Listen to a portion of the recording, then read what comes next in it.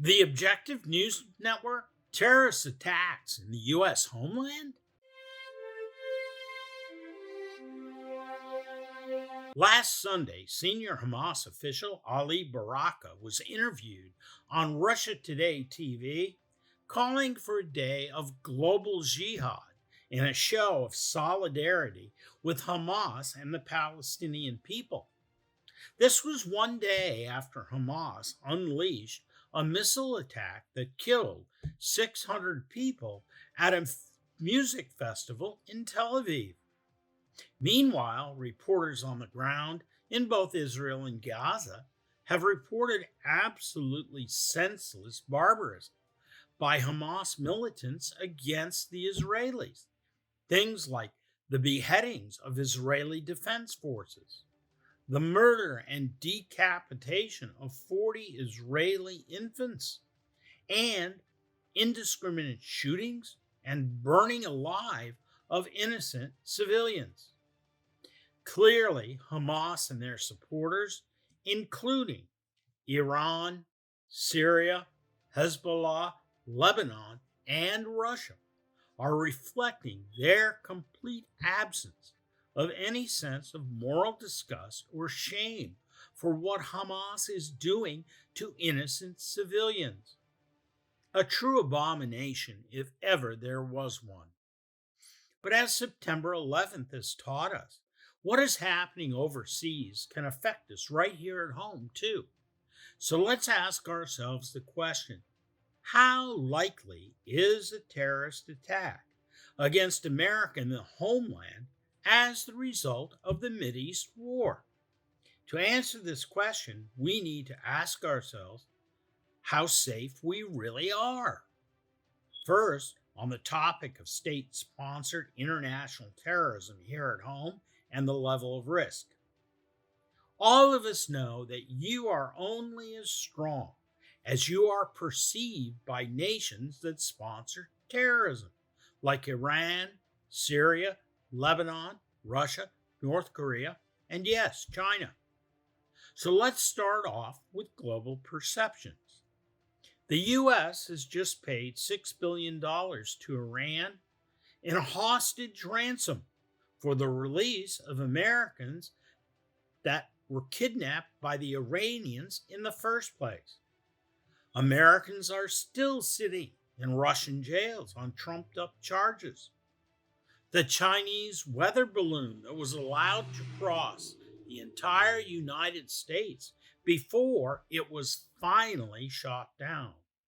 Then there's the international embarrassment of our withdrawal from Afghanistan, a military failure of great proportions on the world stage for everyone to see.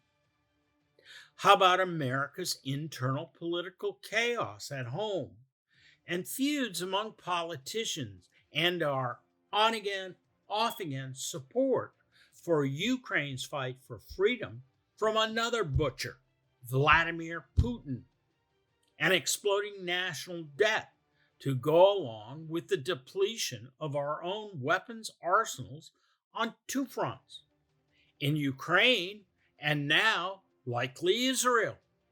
Suffice it to say, perhaps the lowest global perceptions of American strength, resolve, fortitude, and yes, actual military readiness in over 70 years. Paying a terrorism ransom to Iran, Iranian and North Korean missile and nuclear weapons programs that are moving forward completely unimpeded, a national security strategy based on willful thinking and platitudes rather than world reality. Or how about intelligence failure after intelligence failure after intelligence failure involving the Federal Bureau of Investigation, the Central Intelligence Agency, the Department of Defense, and other members of the U.S. intelligence community? The Iraqi War, September 11th, false claims of the extent of Russian meddling in U.S. elections for political reasons, the Afghanistan withdrawal debacle by the U.S. military, the migrant crisis at American southern border, the January 6th insurrection, depleting the strategic petroleum reserve for political gain, the 2023 Israeli-Hamas war, and the list is much longer than that. To nations across the globe, and strategically speaking, we appear to be weaker now than we have ever been before, with a rapidly growing succession of political ineptitude, foreign policy and intelligence failures, and poor military decisions, sending an unmistakable global signal to both our allies and our enemies that we are now more vulnerable than we've ever been in our history. Now, if we look at the risk of international terrorism from a tactical perspective, the picture is equally as bleak. As the unrest in our major cities across the country, political ineptitude, and the January 6th insurrection reminds us, there are many citizens out there on both sides of the great American political divide who have lost faith in the honesty and integrity and the capability of the institutions of our government, including the president himself, Congress, our entire judicial system, and, most importantly perhaps, the military and the intelligence community's ability to protect us. One of the most pressing tactical failures in protecting ourselves from the threat of international terrorism here in the homeland is the biggest national security failure in the history of the United States, and that is the crisis at the southern border.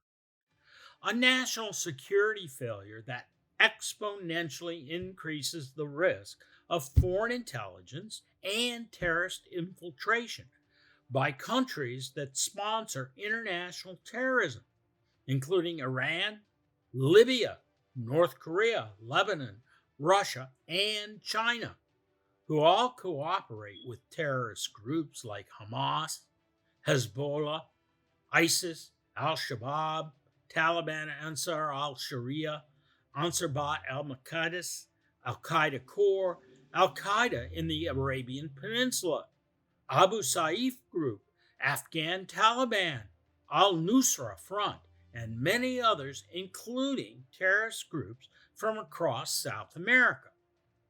Next, let's explore how many people with terrorist or foreign intelligence ties have crossed the southern border.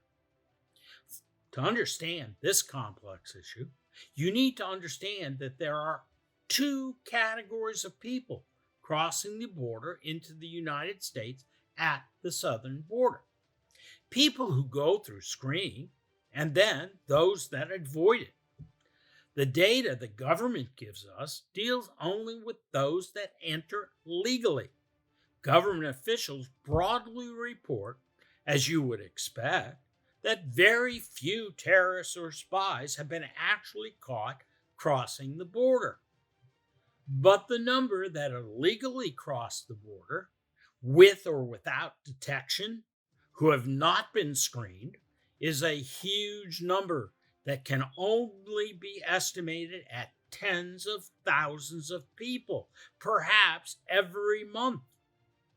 Now, of course, if you are a terrorist or a foreign spy, you're not going to go through screening and get caught.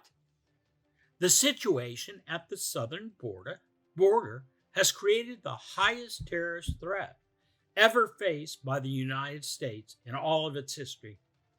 What do you think?